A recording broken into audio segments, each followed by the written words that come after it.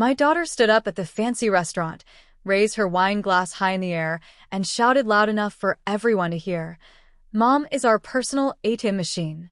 Order whatever you want. She's paying." The whole room exploded with laughter. 30 relatives pointed at the most expensive things on the menu. Giant lobsters, fancy steaks, wine bottles that cost more than a new television, desserts with names so complicated that nobody could even say them right. And me? I just sat there, frozen, like a statue made of ice. If you want to know what I did next, make sure to like this video, subscribe to the channel, and share it with someone who needs to hear this story. My name is Margaret Rose. I'm 67 years old, and I used to be a teacher. For 40 years, I taught children how to read and write. I wasn't rich, but I had saved money my whole life. Good, honest money from working hard every single day. But on that terrible night at the restaurant, I realized something that broke my heart into a million pieces. My own daughter didn't see me as her mother anymore.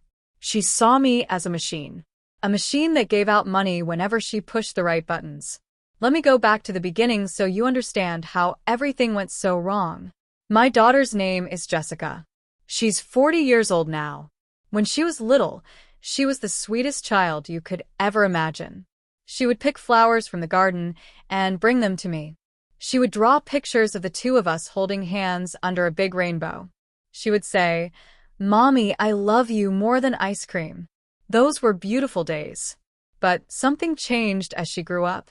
Maybe I'm the one who made the mistake. Maybe I gave her too much. Maybe I never taught her the word no. After my husband Thomas died 8 years ago, everything got worse. Thomas had a heart attack one sunny afternoon while he was fixing the fence in our backyard. Just like that, he was gone. The love of my life. My best friend. My partner for 35 years. I was so sad. So lonely. So lost. And Jessica? She saw an opportunity.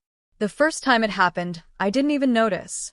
Jessica came to visit me 3 weeks after the funeral. She hugged me and said, "Mom, I'm so sorry about Dad. I wish I could help you feel better." I cried in her arms. It felt good to have my daughter there. Then, just as she was leaving, she said, "Oh, Mom, one tiny thing. My car broke down yesterday, and the repair shop says it'll cost $800 to fix. I don't have that kind of money right now. Could you possibly help me? Just this once." What was I supposed to say? My daughter needed help. That's what mothers do, right? They help their children. So I wrote her a check for $800. She kissed my cheek and said, "You're the best mom in the whole world. I'll pay you back next month, I promise." But next month came and went. No money. Not even a phone call to explain. Then 2 months later, Jessica called again. "Mom, I have a huge problem. Derek lost his job." Derek is her husband. "We can't pay rent this month. We might get kicked out of our apartment. Could you loan us $1,200? Please? We're desperate." Again, I said yes. Because that's what I always did. $1,200 became $1,500 the next time. Then $2,000. Then $3,000. Every few months, there was a new emergency. A new crisis. A new reason why Jessica absolutely needed my money right now. Her son needed expensive school supplies. Her daughter needed braces. The washing machine broke. The refrigerator stopped working. Derek's car needed new tires. Jessica wanted to start a business selling handmade jewelry, but she needed $5,000 to buy supplies. On and on and on. I paid for everything. And you know what? Jessica never paid me back. Not once. Not even $1. But it wasn't just Jessica who treated me like an ATM machine. My sister Carol started calling me every month, always at the end of the month when bills were due.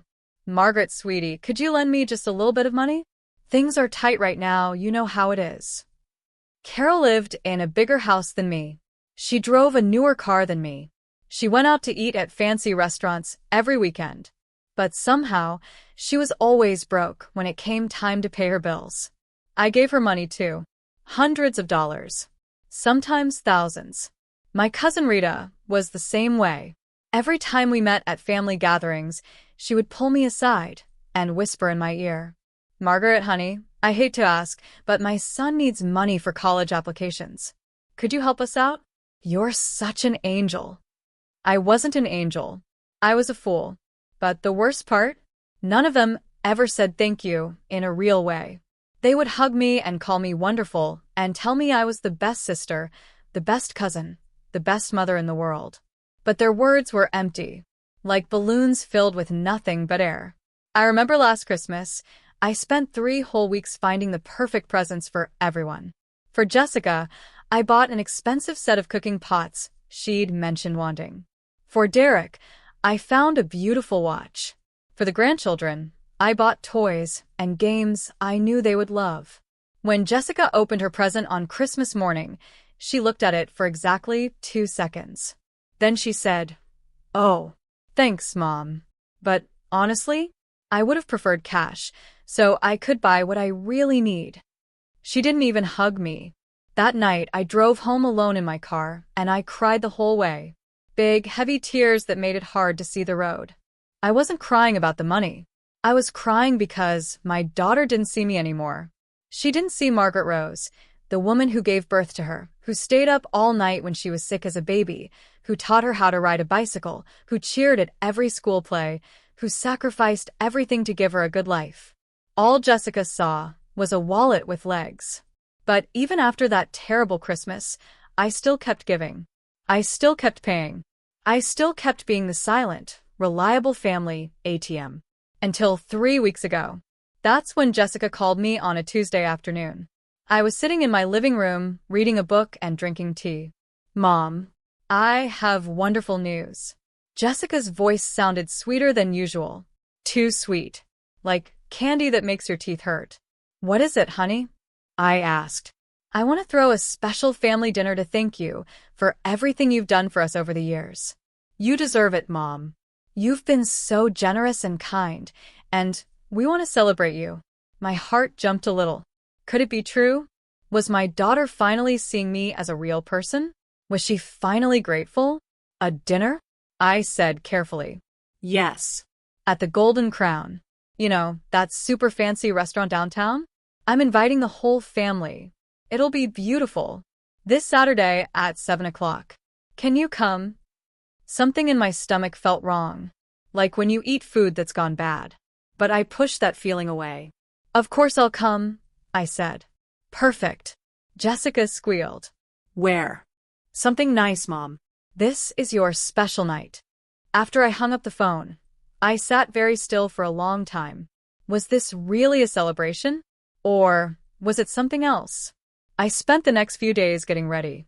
I bought a new dress, soft and blue like the sky. I went to the hair salon. I even bought pearl earrings that I'd been looking at for years but never bought because I was always saving money to help someone else. For once, I wanted to feel special. Saturday came. I arrived at the Golden Crown at exactly 7 o'clock. It was the fanciest restaurant I'd ever seen. Huge crystal lights hanging from the ceiling. White tablecloths so clean they sparkled. Waiters in suits that probably cost more than my monthly bills. A woman in a black dress smiled at me. "Mrs. Rose? Right this way, please." She led me through the restaurant to a private room in the back. When the doors opened, my blood turned to ice. There weren't just a few people there. There were 30 people. 30. And every single one of them was looking at me like a hungry wolf looks at a little rabbit.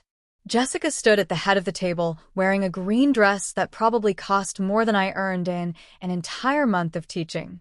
Her husband Derek stood next to her, holding a glass of wine and smiling that fake smile he always wore when he knew something bad was about to happen. I saw my sister Carol sitting near the front, and her eyes had that greedy sparkle they always got when she smelled an opportunity to get something for free. My cousin Rita was there too, along with her son Marcus. And there were so many other people. Cousins I hadn't seen in years. Jessica's neighbors. Some of Derek's friends I barely even knew. Why were all these people here? "Emma, you made it," Jessica shouted, rushing toward me with open arms. She hugged me, but it felt cold. like hugging a mannequin in a store window. This hug wasn't for me. It was for everyone watching. Look how many people came to celebrate you, Jessica said loudly. Everyone is here because of you. My throat felt tight. My hands started shaking. This didn't feel like a celebration. This felt like a trap. But I was already there. 30 pairs of eyes were staring at me. So I smiled even though my heart was pounding like a drum, and I said hello to everyone. They sat me down in the center of the main table, in a big chair that looked almost like a throne. I felt like a queen, but not in a good way. More like a queen about to be judged by her people. Jessica picked up a knife and tapped it against her wine glass. Ting, ting, ting. The whole room went silent. I want to make a toast, Jessica announced, and for just 1 second, my heart filled with hope. Maybe this was real. Maybe my daughter really did appreciate me. To my mother, Margaret Rose, Jessica began, and people started smiling. The woman who has always been there for us. The woman who never says no. The woman who always has her wallet open and ready to help. People started clapping. Some were nodding. I felt tears coming to my eyes. But then Jessica kept talking. My mom is like our very own personal ATM machine, she said with a big laugh. Whenever we need money, we just press the right buttons and out it comes. The room exploded with laughter. My face went hot. My chest felt like someone was squeezing it with both hands. Did she really just call me an ATM machine? In front of everyone? So tonight, Jessica continued, raising her glass even higher, we're going to celebrate the woman who pays for everything. Mom, this dinner is for you, so everyone should order whatever they want. The sky's the limit. Mom's got it covered. And that's when it happened. 30 people started grabbing their menus and pointing at the most expensive items on the list. I'll have the Maine lobster, someone shouted. The imported steak for me, another voice called out. Bring us your best wine, Carol yelled. The French one that costs $300 a bottle. I want 4 desserts. Rita's son Marcus announced. All the ones with gold flakes on top. The waiters started running from table to table, writing down order after order after order. Jessica sat down next to me and patted my hand. Isn't this wonderful, Mom? Everyone's so happy. I couldn't speak. My voice was stuck somewhere deep in my throat, like a bird trapped in a cage. Derek leaned over and said, Don't worry, Mrs. Rose. We'll try not to make the bill too crazy. Then he laughed like he'd just told the funniest joke in the world. But nobody was trying to keep the bill low. In fact, they were doing the opposite. I watched as Carol ordered 3 different appetizers just for herself. I watched as Rita ordered champagne for her entire table. I watched as Jessica's neighbors, people I'd met maybe twice in my life, ordered bottles of wine like they were ordering water. And everyone kept looking at me, pointing at me, laughing. Thank you, Margaret, someone shouted. You're the best, Aunt Margaret, another voice called out. But their words felt like knives stabbing into my heart. The food started arriving. Giant plates of lobster with butter dripping down the sides. Steaks so big they hung off the edges of the plates. Fancy salads with flowers on top that you could actually eat. Pasta dishes covered in truffles that cost more per ounce than gold. And the wine. The wine. Bottle after bottle after bottle. People were eating like they'd never seen food before. Like this was their last meal on earth. Jessica stood up again and clinked her glass. Another toast. To MOM, who makes all of this possible. We love you, Mom. Well, we love your wallet. She burst out laughing at her own joke. More laughter filled the room. People were slapping the table. Some were crying from laughing so hard. I felt like I was drowning. Like I was underwater and couldn't breathe. My sister Carol leaned toward me and whispered, This is so fun, Margaret. You should do this more often. Maybe once a month.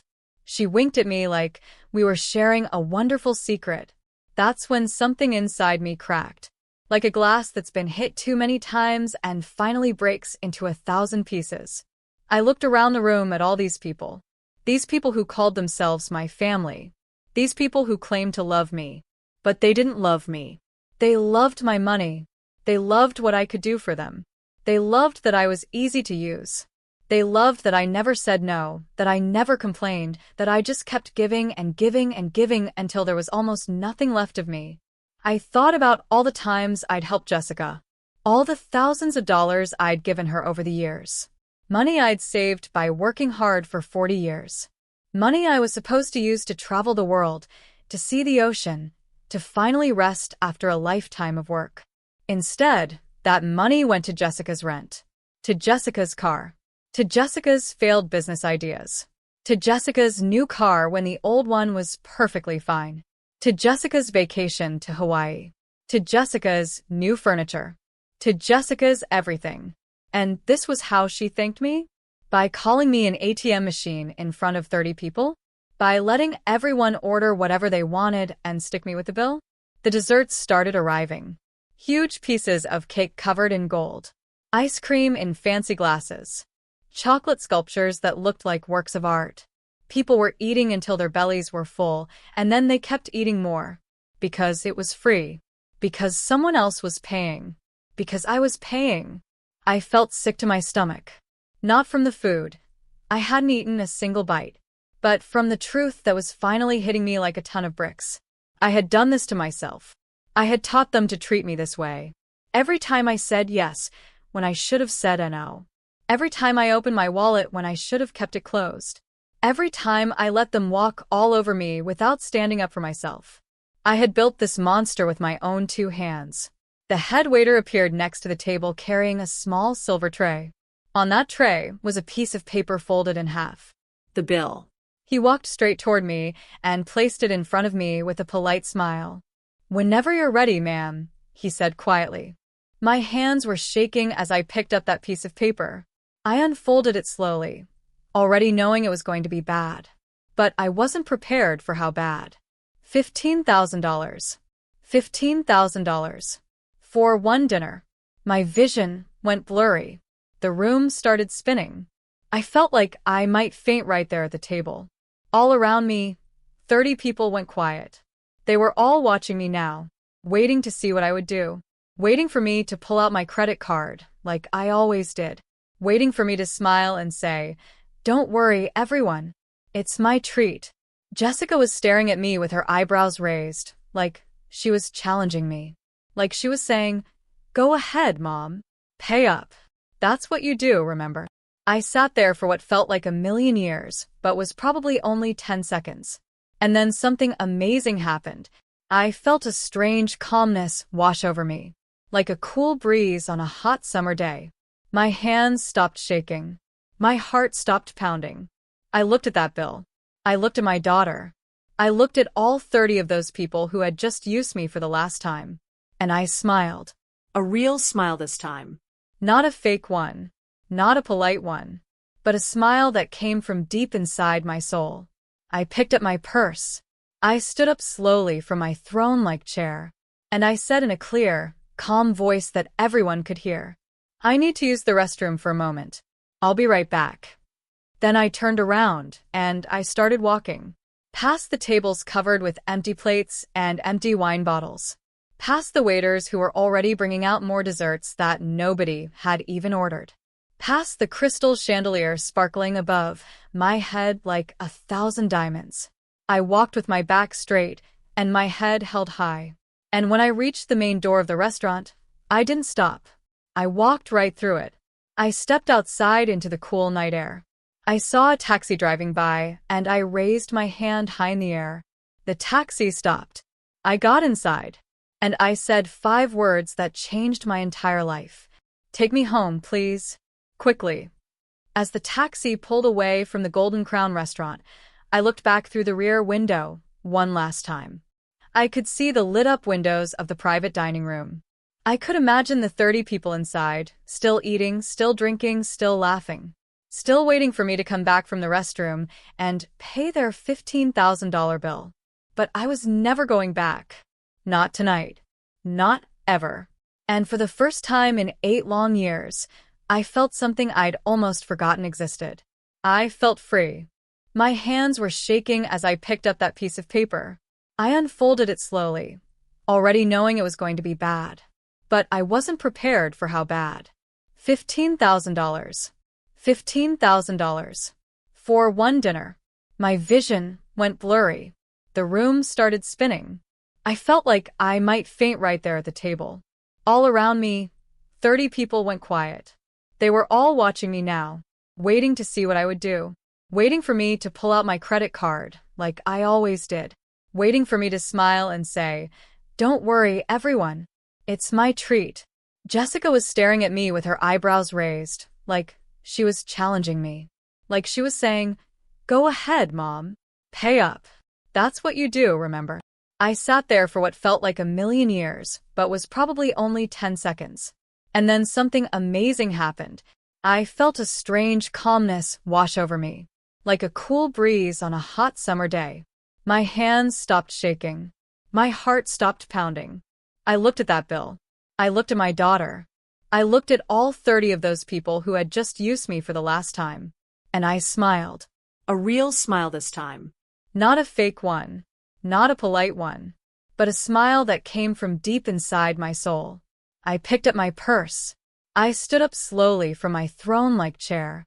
And I said in a clear, calm voice that everyone could hear, "I need to use the restroom for a moment. I'll be right back." Then I turned around, and I started walking. Past the tables covered with empty plates and empty wine bottles. Past the waiters who were already bringing out more desserts that nobody had even ordered. Past the crystal chandelier sparkling above my head like 1,000 diamonds. I walked with my back straight and my head held high. And when I reached the main door of the restaurant, I didn't stop. I walked right through it. I stepped outside into the cool night air. I saw a taxi driving by, and I raised my hand high in the air. The taxi stopped. I got inside, and I said 5 words that changed my entire life. "Take me home, please." Quickly.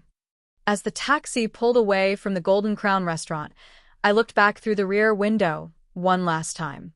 I could see the lit-up windows of the private dining room. I could imagine the 30 people inside, still eating, still drinking, still laughing, still waiting for me to come back from the restroom and pay their $15,000 bill. But I was never going back. Not tonight. Not ever. And for the first time in 8 long years, I felt something I'd almost forgotten existed. I felt free. The taxi driver looked at me through his mirror. "You okay, ma'am?" he asked. "You look like you just saw a ghost." I laughed. Actually laughed. A real, genuine laugh that came from deep in my belly. "I'm better than okay," I told him. "I just did something I should have done years ago." When I got home, I locked my door, turned off all the lights, and unplugged my phone from the wall.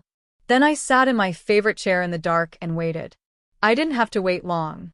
My phone started buzzing like an angry bee.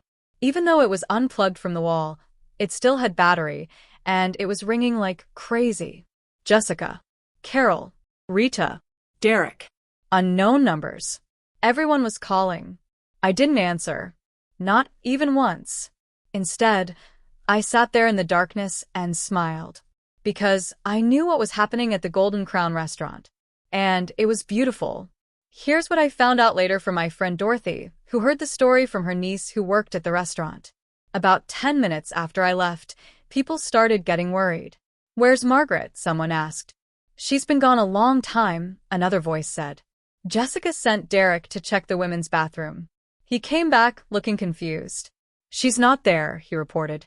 5 more minutes passed. Then 10. Then 15. That's when Jessica started to panic. She ran to the front of the restaurant and asked the hostess, "Did you see an older woman in a blue dress leave?" The hostess smiled politely. "Oh, yes. She got into a taxi about 20 minutes ago." Jessica's face went white, like someone had drained all the blood right out of her body. She ran back to the private dining room and shouted, "MOM left. She's gone." You could have heard a pin drop. Carol stood up fast, knocking over her wine glass. Red wine spilled across the white tablecloth like blood. "What do you mean she left? She can't just leave." "Well, she did," Jessica screamed.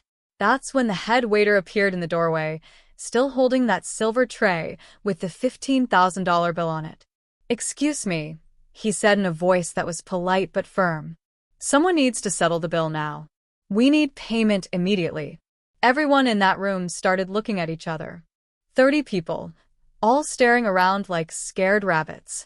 Jessica, you invited us. Carol said, her voice getting loud. You said it was covered. I said MOM was covering it. Jessica shot back. She was supposed to pay. Well, she's not here. Rita shouted. So, what are we supposed to do? The waiter cleared his throat. If no one can pay the full amount, we'll need to split the bill among all the guests. Do the math. $15,000 divided by 30 people equals $500 per person. $500. The room exploded into chaos. I don't have $500, someone yelled. I only have $50 in my bank account, another person cried. I came here because I thought it was free, Marcus shouted. Jessica tried calling me. Over and over and over. But I didn't answer. She left me voicemails. Angry ones at first. Mom, this isn't funny. Get back here right now. You're embarrassing me in front of everyone. Then the voicemails got desperate. Mom, please. I don't have this kind of money. You have to help me. Please call me back. But I didn't call back. I just sat in my dark living room, listening to message after message, feeling more free with each one. Eventually, here's what happened at the restaurant. Jessica had to call Derek's brother and beg him to bring his credit card. Between Jessica, Derek, Carol, Rita, and a few others, they managed to scrape together enough money to pay the bill. But it cleaned them out completely. Jessica had to put $6,000 on her credit card. Money she didn't have. Money she'd now be paying interest on for years. Carol had to empty her savings account. The savings she'd been bragging about for months. Rita had to borrow money from her ex-husband, which she swore she would never do. And everyone else? They had to chip in whatever they could, even if it meant their bank accounts hit zero. The restaurant manager let them leave, but he told them they were banned from ever coming back. Jessica came to my house the next morning. I saw her through my window, standing on my porch, knocking on my door. Emma, I know you're in there. Open up. I didn't open the door. She knocked for 30 minutes straight. Then she sat on my porch steps and cried. Big, loud sobs that the whole neighborhood could probably hear. But I didn't feel bad. Not even a little bit. She finally left when it started raining. Over the next few days, I got hundreds of messages, texts, emails, voicemails. Even handwritten letters slipped under my door. Everyone wanted to talk to me. Everyone wanted to explain. Everyone wanted to apologize, but only because they wanted something from me. Jessica's message said, Mom, I'm so sorry. I didn't mean to hurt you. It was just a joke. Please forgive me.